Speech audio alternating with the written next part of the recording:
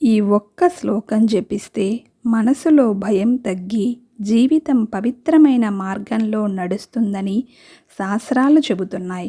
ఆ దివ్యమైన శ్రీ విష్ణు సహస్రనామం 7వ శ్లోకం గురించి తెలుసుకుందాం.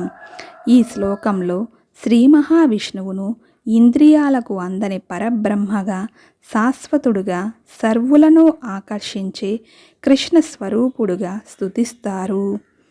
శ్లోకం: అగ్రాహ్య శాశ్వత కృష్ణో లోహితాక్ష ప్రతర్ధన ప్రభూతస్తికకుద్బాధామ పవిత్రం మంగళం పరం.